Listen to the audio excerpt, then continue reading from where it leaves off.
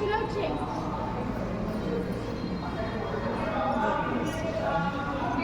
108 லிங்கத்திலையும் இதுவர் தான் பெரிய லிங்கம், ஆதிலிங்கம். ஆதிலிங்கத்துக்கு நம்மளே வந்து போய் அபிஷேகம் பண்ணி பூஜை பண்ணி தரிசனம் பண்ணலாம். தொட்டு கும்பிட்ற கோயில் எங்கன்னா காசியில் மட்டும்தான் எல்லா லிங்கத்தையும் தொட்டு கும்பிட முடியும், வேறு எங்கேயும் கிடையாது. அதே போல் பெருமாளை தொட்டு கும்பிடணும்னா பாண்டர், இவர் குருநாதர் ஆதிசங்கரனுடைய சிஷியர். இங்கேயும் ஒரு ஸ்படிகலிங்கம் இருக்குது, இதுவும் அதே கோயிலில் தான் இருக்குது. இது மேலே பார்த்தீங்கன்னா ஓம் என்ற இடத்துல பெல்லு ஓமில் அப்படியே அந்த சென்டரில் பூ டிசைனில் அழகாக பண்ணியிருப்பாங்க, பிரம்மாண்டமாக இருக்கும். அப்படியே காமிச்சு 108 லிங்கமும் எல்லா பக்கமும் ரெஜிஸ்டர் பண்ணியிருப்பாங்க. 2 பக்கமும் லிங்கம் தான், எல்லாமே ஒரே சைஸு, ஒரே கலரு, ஒரே அளவில் இருக்கும்.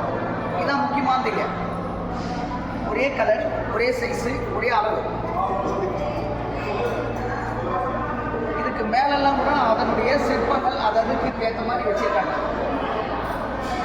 நீங்கள் இங்கே பார்க்குறது கேதாரிநாத் போட்டோ.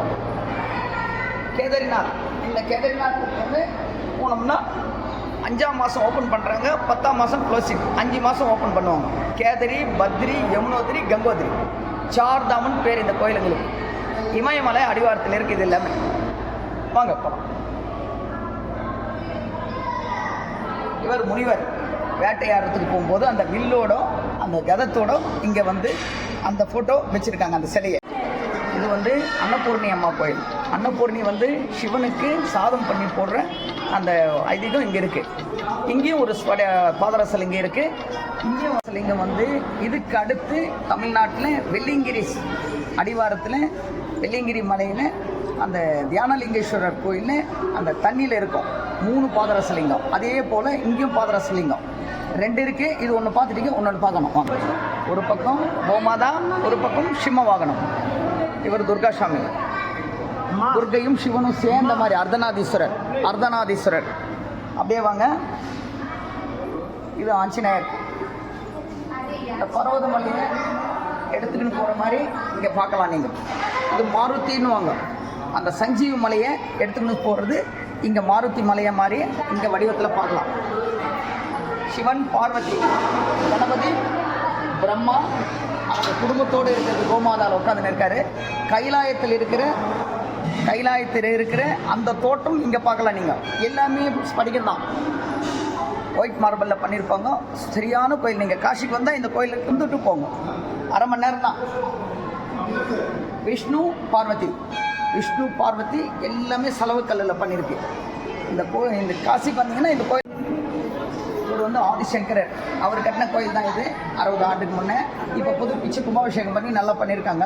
கோயில் சுற்றியுமே ஃபுல்லாக மார்பிள் தான், ஒயிட் மார்பிள். இங்கேயும் ஆதிசங்கரர் கீழவும் ஒரு ஸ்படிகலிங்கம் இருக்கும். அது ஒரு 12, இது ஒரு 13, அங்கே ஒன்று 14, 15 லிங்கம் இருக்குங்க. பாதரசலிங்கம் அதை காமிச்சு அப்படியே விட்டுக்கோ. இங்கு விஷ்ணு, அம்பாள், ஆஞ்சநேயர், கணபதி, பாதரசலிங்கம், காமாட்சி அம்மன் எல்லா சாமியும் இங்கே பார்க்கலாம். நீங்கள் கோயில் சுற்றி எல்லா சாமியும் இருக்குது. 12 மணிக்குள்ளே வந்து தரிசனம் பண்ணிடணும். நீங்கள் டெய்லி 12க்கு முன்னே 3 மணிக்கு தான் ஓப்பன். அந்த பாதரசலிங்கத்தை க்ளோஸ் அப் பண்ணு.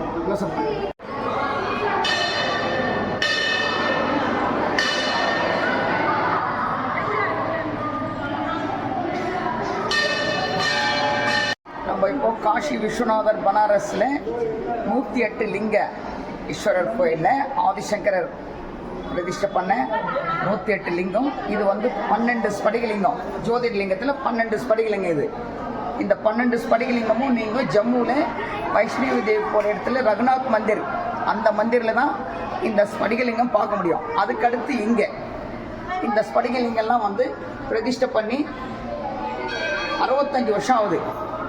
இப்போ புதுப்பிச்சு நல்லா கும்பாபிஷேகம் பண்ணி நல்லா பண்ணியிருக்காங்க கோயில். நீங்கள் காஷி வந்தீங்கன்னா அங்கேருந்து 5 கிலோமீட்டர் தான் கோயிலாண்டிருந்து. ஆட்டோவில் வந்து நீங்கள் பார்க்கலாம் ஸ்படிகலிங்கம். அடுத்து நம்ம வேற சாமி பார்க்கலாம்.